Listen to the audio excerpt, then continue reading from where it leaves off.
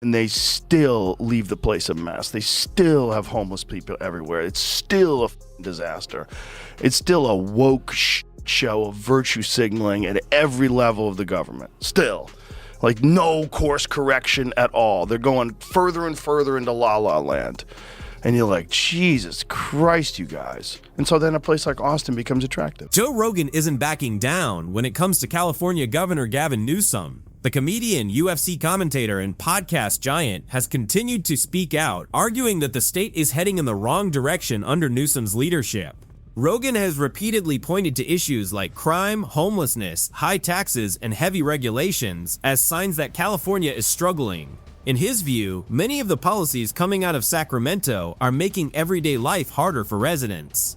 Rogan believes that if those problems aren't addressed, California's challenges could grow even bigger and have effects that reach far beyond the state itself. Let me tell you what the real problem, I didn't realize it till I left. What? That everybody's too busy tapping themselves on the back. There's a lot of that. When the fires happened, those 3 women or whatever, the chief and whatever, I'm looking at them and I'm like, look at them. Yeah. They all got gel in their hair. They all got a tattoo on their neck. God forbid they can't be cool for just 1 minute. God forbid.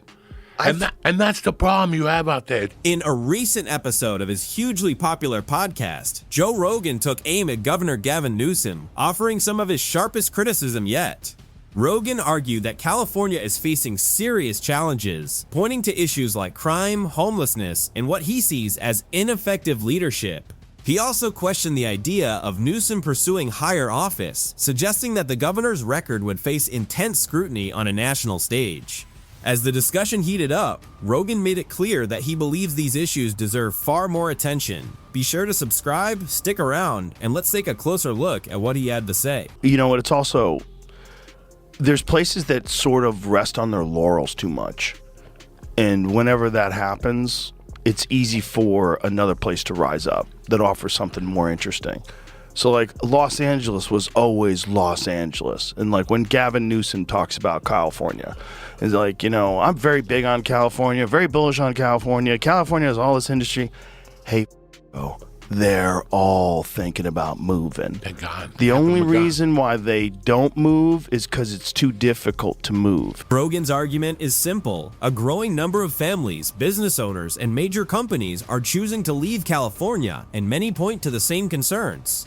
Critics of the state's leadership often highlight rising crime, visible homelessness, high living costs, and taxes that they feel place an increasing burden on residents. Others argue that complicated regulations and lengthy approval processes can make it difficult for businesses to grow and invest. As a result, states like Texas, Florida, and Nevada have become attractive alternatives for people looking for lower costs and fewer restrictions. For Rogan and others who share his view, California's struggles are more than just local problems. They see them as warning signs of what can happen when leadership fails to address issues that directly affect everyday life. If it was like every business could instantly pull up roots and replace everything and have everything running in a week at the other place, they'd all be gone. They'd all be gone. It's too expensive. It's too expensive to leave versus what you would save and the regulations that you wouldn't have to go through and all the bullshit with all the permits and all the. What California does is overregulate everything. They get as much government involved as possible. They suck as much tax money out of you as possible. Joe Rogan eventually decided to leave California, a state he had called home for years. He cited concerns about the direction the state was heading and felt it was time for a change. He wasn't alone. Conservative commentator Ben Shapiro and the team at the Daily Wire also relocated, arguing that the business climate and regulatory environment had become increasingly challenging. The trend isn't limited to media personalities. Critics point out that parts of the entertainment industry have also been looking elsewhere. Some film and television productions have moved to places like Georgia and Texas, or even overseas, attracted by tax incentives and lower production costs. For those who share Rogan's concerns, these moves reflect broader questions about California's future. They argue that when businesses, productions, and high-profile figures choose to leave, it's a sign that deeper issues may need attention.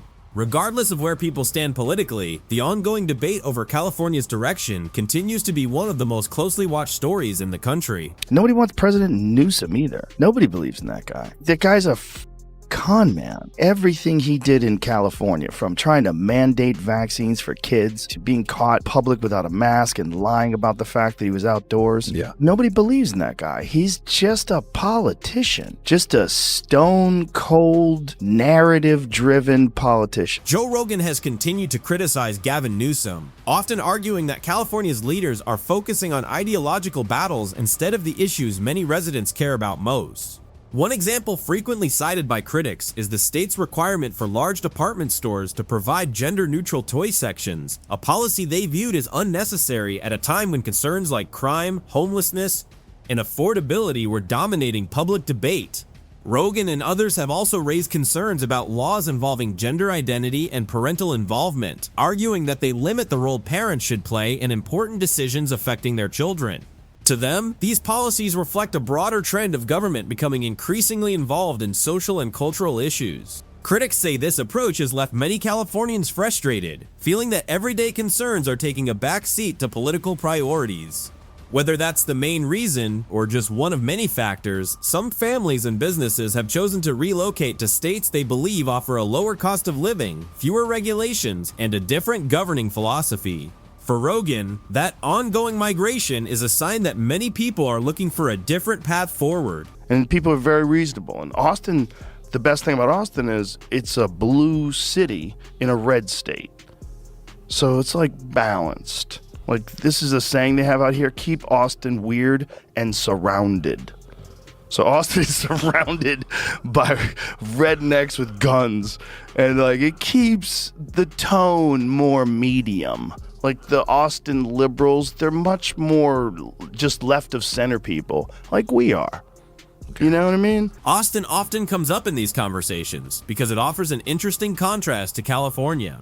While the city is generally seen as politically progressive, supporters argue that it has taken a different approach when it comes to balancing social policies with economic growth. Rather than becoming known for controversial political battles, Austin has built a reputation as a hub for technology, business, and innovation.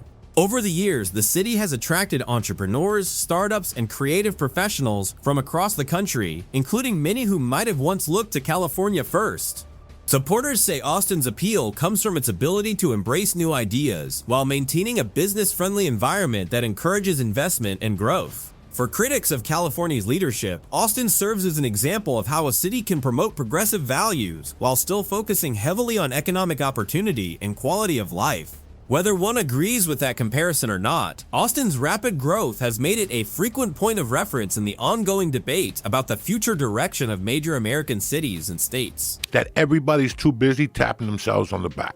There's a lot of that. When the fires happened, those 3 women or whatever, the chief and whatever, I'm looking at them and I'm like, look at them. Yeah. They all got gel in their hair. They all got a tattoo on their neck. God forbid they can't be cool for just 1 minute. God forbid. And that's the problem you have out there. It's too many people. I'm so great. This is my idea, and it's great, and it's going to work. It's not working. I say, you know what? This ain't working. Their egos are so big, they don't have the heart to go, this ain't working. You're right. You're absolutely right. Comedian Joey Diaz didn't hold back, taking aim at Gavin Newsom and Los Angeles Mayor Karen Bass over what he called the poor handling of the Palisades fires. In his usual blunt style, Diaz criticized California's leadership, saying they seemed more focused on appearances than actually helping people during the crisis. As fires spread and families rushed to protect their homes, Diaz pointed to press conferences and photo ops instead of real action on the ground. To him, it was another example of leaders being out of touch while communities were left to deal with the damage. His rant struck a chord with people frustrated by what they see as repeated failures in leadership. For Diaz, it wasn't just commentary, it was raw, unfiltered criticism. This is my idea, and it's great, and it's going to work. It's not working. You're right. But you're too stupid. I say, you know what? This ain't working.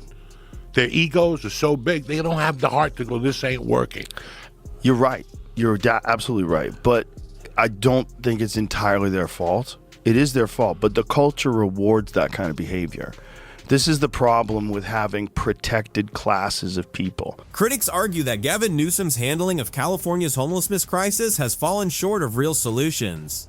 Instead of directly addressing the root causes, they say the response has leaned more on policy language and public messaging than on visible change on the ground. As a result, many point to worsening conditions in several cities where encampments and street-level issues remain a persistent challenge. For them, it reflects a gap between political promises and what people are actually experiencing day to day. Whether it's gay, and whatever it is, whether it's your nationality, if you have a protected class of people where you're not allowed to criticize the protected class of people, then they become, Vivek Ramaswamy talked about this in a very interesting way. He's like, it's the tyranny of the underprivileged. Critics argue that California's response to homelessness has avoided tough accountability and focused more on messaging than real solutions. They say that instead of addressing the root causes directly, the state has leaned heavily on programs and policies that prioritize support, but don't always lead to long-term change. As conditions in many cities continue to worsen, with more people living on sidewalks, underpasses, and public spaces, frustration has grown among residents who feel the situation is getting out of control. For critics, the concern is that good intentions have turned into dependency and that everyday taxpayers are carrying the burden while meaningful progress remains limited. Or something along those lines. But the idea is that this group of people, whether they're trans people or gay people, they get above everything. Everything you do is amazing. Oh my God, you're so fabulous. Because no one wants to be thought of as homophobic or transphobic. So you pretend that everything they do is incredible. And so you're going to be the best firefighter ever. Like, can you carry a burning man out of a building? Girl, you don't have to. If he was in that building, he shouldn't have been in that building in the first place. If I have to carry him out, we got other problems. A literal firefighter said that in response to, could she carry her husband out of the building? Firefighting is one of the most physically demanding jobs there is. It often requires lifting, carrying, or dragging people who are unconscious or unable to move, all while wearing heavy protective gear and working in extreme heat and smoke. In real emergencies, conditions are unpredictable and seconds matter. That's why strong physical readiness, training, and strict safety standards are essential for the job. Beyond courage and commitment, firefighters need the strength and endurance to perform under pressure when lives are on the line. In the end, public safety depends on both skill and physical capability working together. You shouldn't be a firefighter if you can't carry someone out of a building. If you can't run up a flight of stairs because you're 260 pounds and 5'7" and a woman. No, you shouldn't be a firefighter. You should have to be in like really good shape to be now, if you're some CrossFit's game lady who's some beast, I'm like, yeah, that lady could be a firefighter. Critics argue that modern politics has increasingly prioritized optics and messaging over proven experience and practical competence in some areas of public life. They say that in the push for broader representation and inclusion, the focus on qualifications and readiness can sometimes get overshadowed. Supporters of these concerns point to situations across different fields where, in their view, outcomes have fallen short of expectations and public trust has been affected. At the center of the debate is a larger question: how to balance inclusion, representation, and merit in a way that ensures institutions remain effective and accountable to the people they serve. Like, even guys. Like, if you're a guy and you're f***ing scrawny and you never work out and all you do is smoke cigarettes, maybe you shouldn't be a firefighter. Maybe you can't get up that flight of stairs either. It should be like, it's a physical job where you're rescuing people. You have to be able to physically carry people. You have to rescue them. Firefighters, when I was a kid, were the big, brutal men. Beast. Kicking down doors. Houses. They looked like former football players. There was this guy I used to play pool with, Ray the Fireman, because everybody in the pool hall, I was Joe the Comedian. Everybody had a nickname based on what you did. Ray the Fireman was house. He's just this big Irish guy. In high-stakes professions, there's no room for error. Whether it's surgeons, pilots, military leaders, or new engineers, these roles demand extreme training, focus, and skill because real lives are always on the line. In these fields, performance and readiness matter above everything else. Small mistakes can have serious consequences, which is why strong standards and rigorous training are essential. That's why many argue that leadership and decision-making in every critical system should always prioritize competence, experience, and proven ability. This ongoing debate also ties into broader discussions about how institutions are run and whether current priorities are delivering the best outcomes for the public.